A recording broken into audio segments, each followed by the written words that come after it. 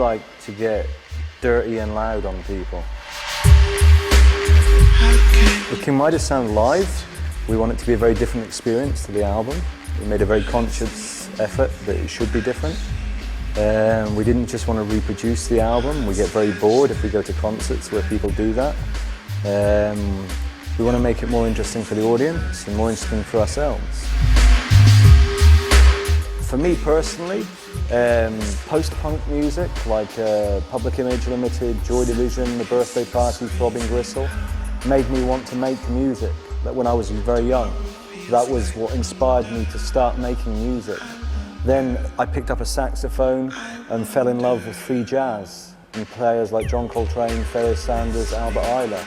And then when I moved to London, within a month of living in London, and I've lived there for 20 years now, in the first month I was there, I saw a sound clash between two dub sound systems, two reggae sound systems. And it changed me. It literally changed how I wanted to hear and feel music. Up till that point, I was used to going to see bands where it was all about entertainment and performance, and I felt less about the music, more about the style. And when I saw that, it was such a pure musical experience. Everything was about the intent of sound. There was no stage. The audience was trapped between two sound systems on the same level. And the sound was so physical and overwhelming that it bypasses the intellect and it goes direct to your primal feelings. And I think sound is a kind of physical thing. You know, that's an interesting thing in a concert, when you can actually feel the sound. And also too, when it goes in through your ears, it can create emotional things. So the combination of emotional and physical things is an interesting combination, you know, for me, I think.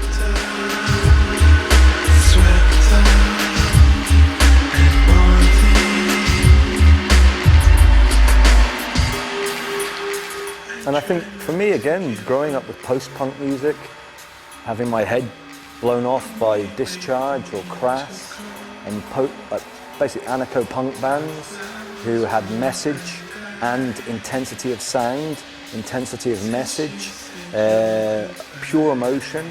I still look for that now. And I see that in hardcore hip-hop, I see that in free jazz, I see that in grime music, you know, a huge variety. And I'm still drawn to that because I feel I make music out of necessity and as a politic. I chose to make it for those reasons, not because I wanted to be famous, not because I wanted to make money. If I wanted to make money, I would have got a different job, you know. This is my life.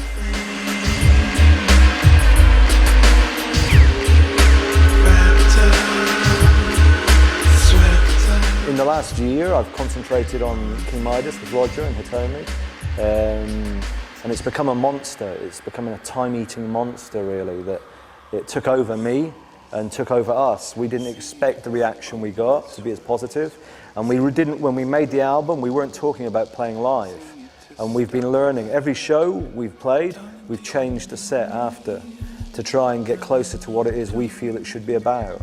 But now that I feel this is in place and it's doing everything that I want, I have to go back to doing bug music now for many reasons. So yeah, at the moment I'm working on a dub album with Adrian Sherwood. There's a new single coming out that features Roots Maneuver, Orteka, Scratch DVA, and Hitomi from King Midas revoicing the Skeng rhythm. And then there's some new tracks lined up with Daddy Freddy, Flow Down, LP from Company Flow, Roots Maneuver, Gonja Sufi. We just see him as a kind of kindred spirit, really. You know, we like what he does. We like him as a person. You know, we like how he feels, and you know, the kind of things he's doing with music we respect. So we want to work with musicians. You know, we're kind of old school that way. We just want to work with people who we respect. You know what I'm saying? Lots of people might choose someone because it might be a good idea, you know, for them to promote something. You know, we want to work with musicians who we like and respect. You know.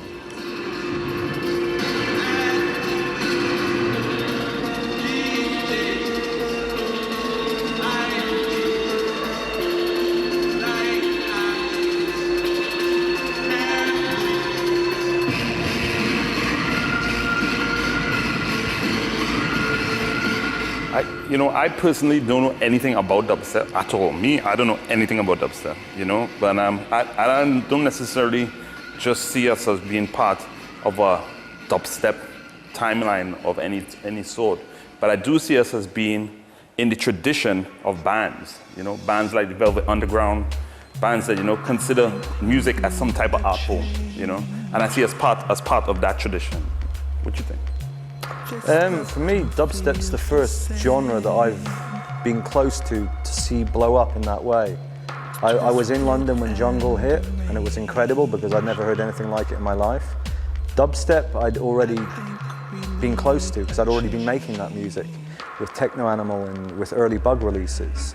So I felt it was like seeing a near relative come home that I'd not known. And I was really interested to meet the people I met.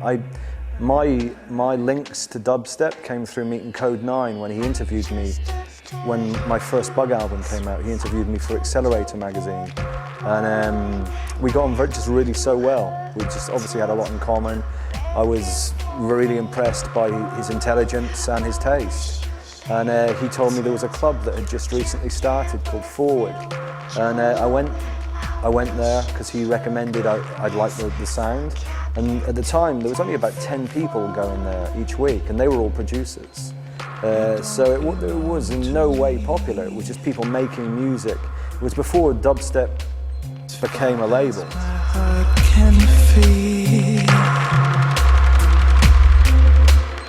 It's plain for all to see.